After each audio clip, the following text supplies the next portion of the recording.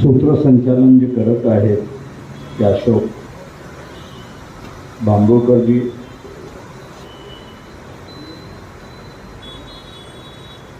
ज्यांनी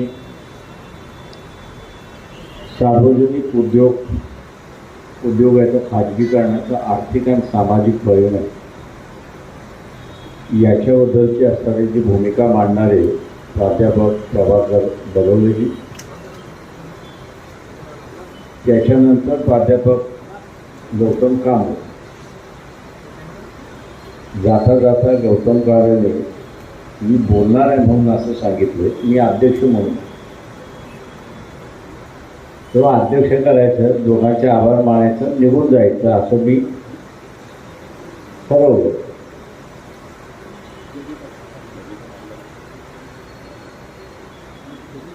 पहिल्या दोन प्राध्यापक असताना आपण काय बोलावं असं मला त्याच्यामधलं वाटत नाही. सार्वजनिक उद्योग याचं जे खाजगीकरण होतं,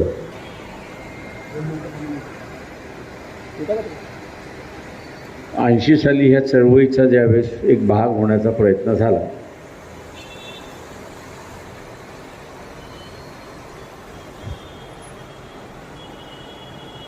त्यावेळेस आर्थिक प्रश्न मांडण्याचा प्रयत्न झाला, माझ्याकडूनच झाला.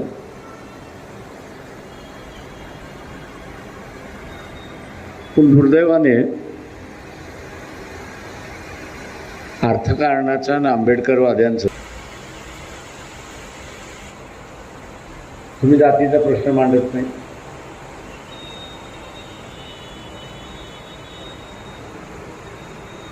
म्हटलं त्याच्या विरोधात बाबासाहेब लढले. एक मानवतावादी व्यवस्था त्यांनी उभी केली. आता ती व्यवस्था आपण पुढे घेऊन गेलं पाहिजे.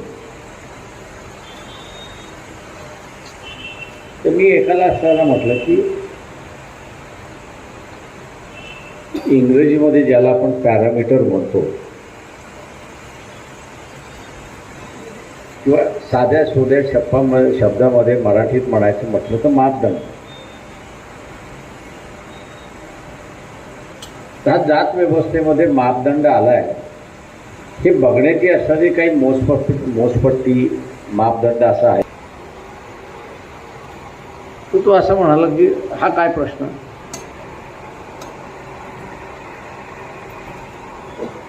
म्हटलं कुठलाही सिद्धांत ज्यावेळेस मांडला जातो किंवा कुठलाही लढा मांडला जातो त्याच्यामध्ये प्रगती झाली की अगोदरगती झाली त्याचा मापदंड असतो. आता कांबळे सरांनी इतिहासात आपल्याला आकडेवारी सांगितली आणि आकडेवारीतून खाजगीकरण त्याच्याबद्दल बोलत नाही. पण एक मापदंड त्यांनी मांडला. म्हटलं असा मापदंड काही आहे का. तुम्ही काहीतरी बोलता. कुठे झालं. खाजगी संस्थेमध्ये झालं की सार्वजनिक शाळेमध्ये झालं.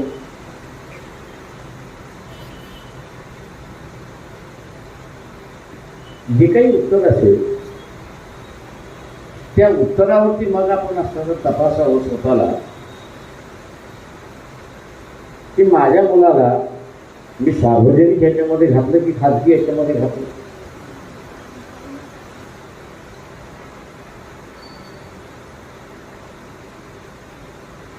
आणि माझा असा अभ्यास सांगतो की ज्यांचं आयुष्य सार्वजनिक शाळेतून सुरुवात झालं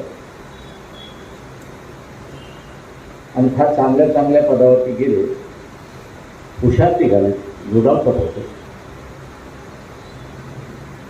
त्यांनी सार्वजनिक क्षेत्राला कंडेम केलं आणि सांगितलं हे उपयोगाचं नाही, हे उपयोगाचं नाही आणि म्हणून स्वतःच्या मुलाला खाजगी संस्थेत टाकलं. इंग्रजीमध्ये असणारे एक म्हण आहे की चॅरिटी बिगिन्स एट होम.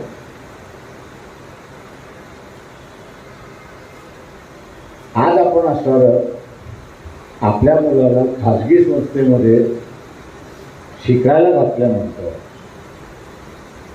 कुठल्या अधिकाराने आपण असताना या ठिकाणी पब्लिक सेक्टर खाजगीकरण होते त्याच्या विरोधात आपण ओरडू शकतो? कारण आपले प्रिन्सिपल हे क्लिअर नाही.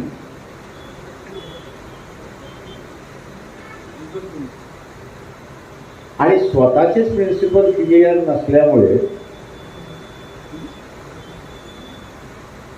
आम्ही जर नाही या ठिकाणी जातो ना त्या ठिकाणी जातो.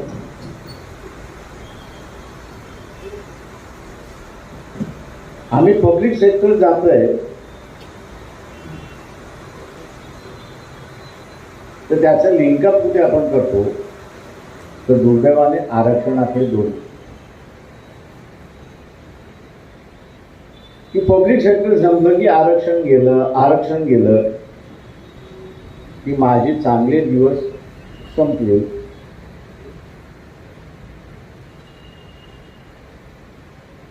पण माझं आयुष्यातलं वागणूक काय?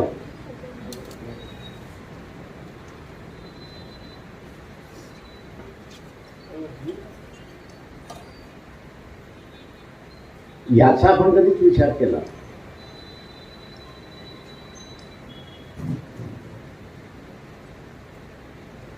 माझा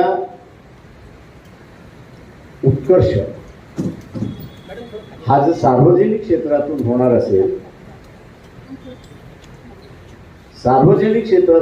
असेल तर मी वैचारिक दृष्टिकोनातून सार्वजनिक क्षेत्राच्या बाजूने असलो पाहिजे. शब्दाने नाही तर कृतीने असलो पाहिजे.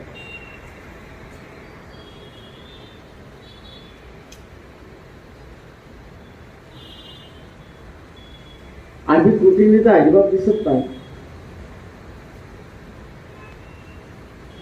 आणि म्हणून जो समूह अनप्रिन्सिपल जगतो, प्रिन्सिपलच्या बिना जगतो, त्याची अवस्था ही नदीच्या गोट्यासारखी.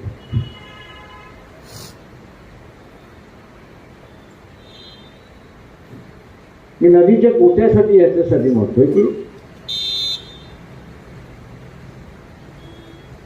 एखाद्या वेळेस व्यवस्थेमध्ये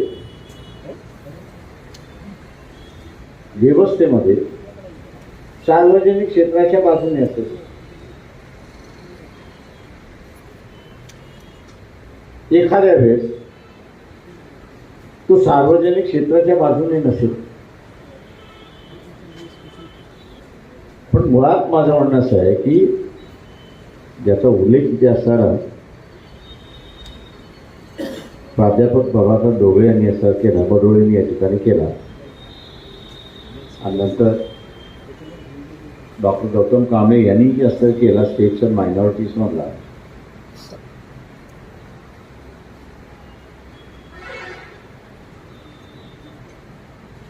की अर्थव्यवस्था 3 व्यवस्थेमध्ये बाबासाहेबांनी डिवाइड केली.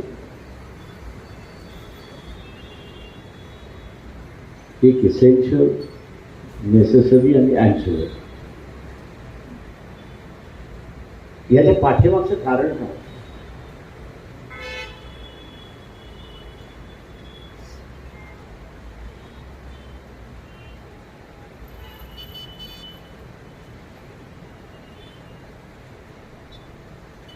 राहुल वानखेडेंनी माझ्याशी टेलिफोनवरती बोलताना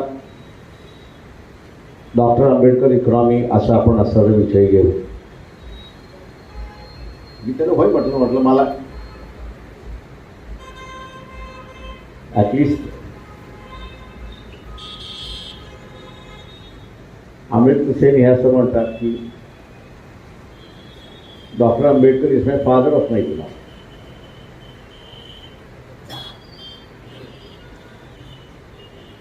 तेव्हा याची सुरुवात तरी होईल. 80 साली मला लाल बावटा म्हणून असं प्रकट बसले होते. ते त्यांना पेलवलं नाही म्हणून पोराचं असणारं मुंजा घालण्याचं असणारं सुरुवात केली.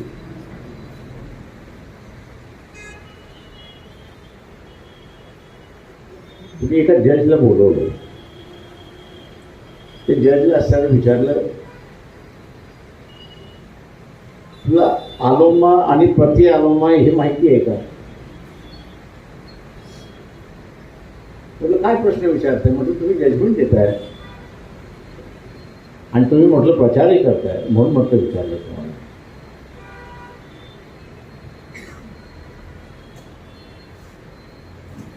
आणि मग मी म्हटलं की जज राहून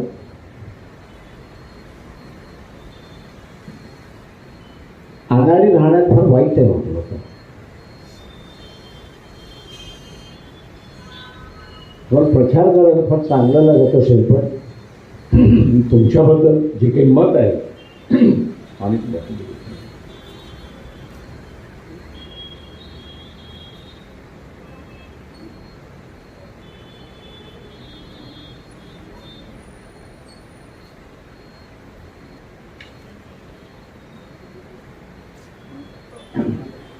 म्हटलं ज्युडिशियरीतली इतर जण तुमच्याकडे हसतात,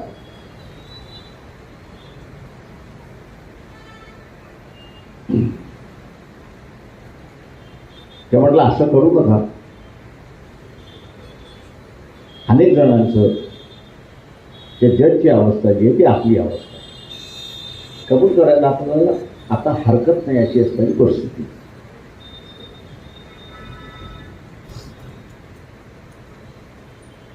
डॉक्टर गौतम कांबळे यांनी उदाहरण दिलं की आम्ही आमच्या नातेवाईकाला मदत करतो, फार चांगली गोष्ट आहे, स्वागतार्ह आहे.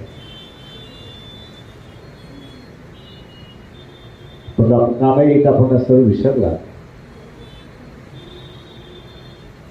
की 1918 साली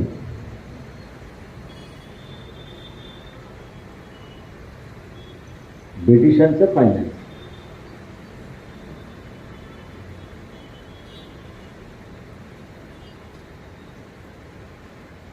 हे प्रोव्हिशनल फायनान्स इन ब्रिटिश इंडिया 1807 ते 1890 या कालावधीत जो मिसिंग होता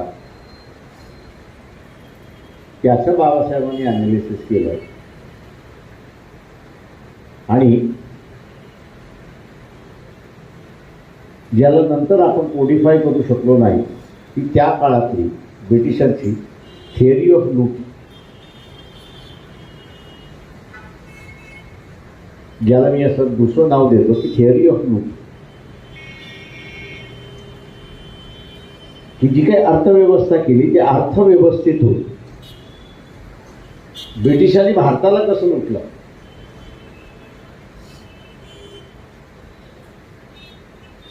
त्याचे आपण सगळे विद्यार्थी आहोत.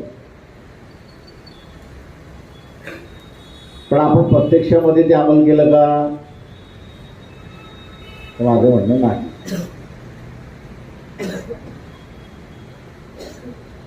बाळासाहेबांनी उलट केलं.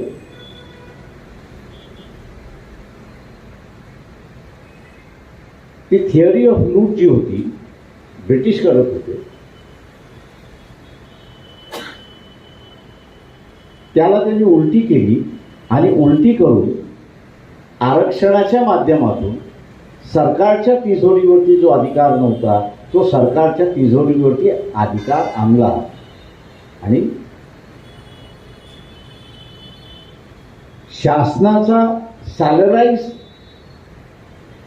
कप्पा जो होता त्या सॅलराईज कप्प्यामध्ये शेड्यूल कास्ट आणि शेड्यूल ट्राईब 13%, 7.5% एम्प्लॉयमेंट देऊन तेवढा त्याचा मालकी अधिकार बनवला. त्याच्यामुळे जुन्या व्यवस्थेला आम्हाला दोष देऊन चालणार नाही.